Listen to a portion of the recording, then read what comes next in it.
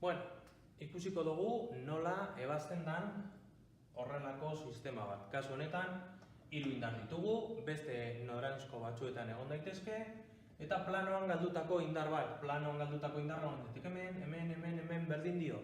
Beti pausu berdinak egingo ditugu, eta ateratzen dana marraztuko dugu.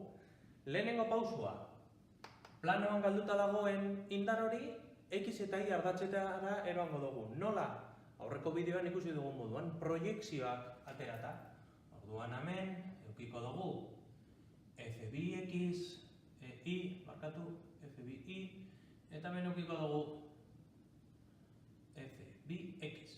Vale? Kalkulatuko ditugu. F2Y izango da, F2, bider, Y ardatzean, angeluaren aurrean senoa, seno 45, eta F2X koseno, F2 koseno 45. Orduan, erro sortzi bider seno 45, berdin erro sortzi bider koseno 45. Eta honek trukoa dauka. Nahi egin dugu 2 newton emoteko eta 2 newton emoteko. Hartzen duzu, egiten duzu, erro sortzi bider seno 45 eta 2 emango du.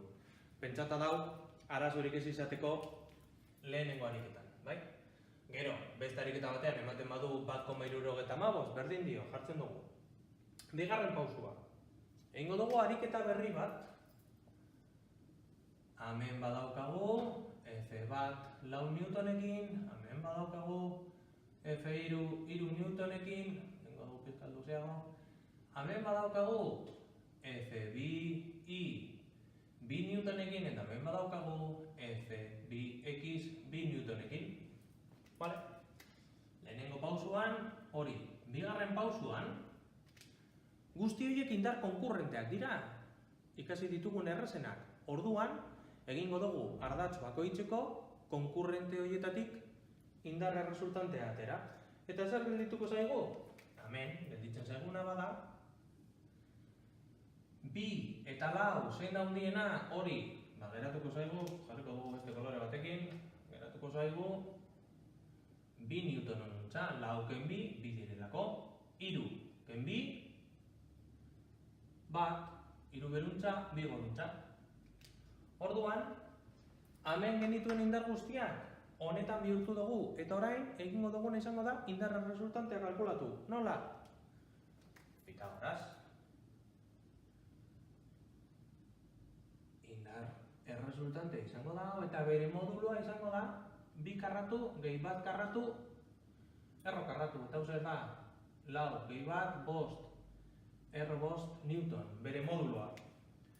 Eta bere angelua, ateratzen badugu adibidez angelu hau, adi, trigonometria pizka bat egingo dugu. Zer daukagu hemen? Hemen badaukagu horrelako triangelu bat. Hau da, 2, hau da, 1, eta hau da, erro 5. Bai? 2, 1, erro 5. Eta badakigu,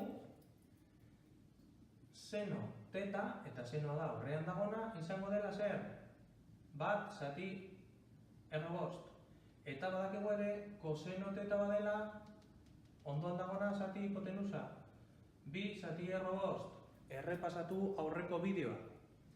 Eta orain kalkuladoran bakarrik egin behar dugu senoken 1 zati erro 5 izango da teta, edo kosenoken 1 2 zati erro 5 izango da teta. Eta egia esan, ez dakit zenbat ematen duen kalkuladorerik ez daukadalako. Atera zeuek emaitza.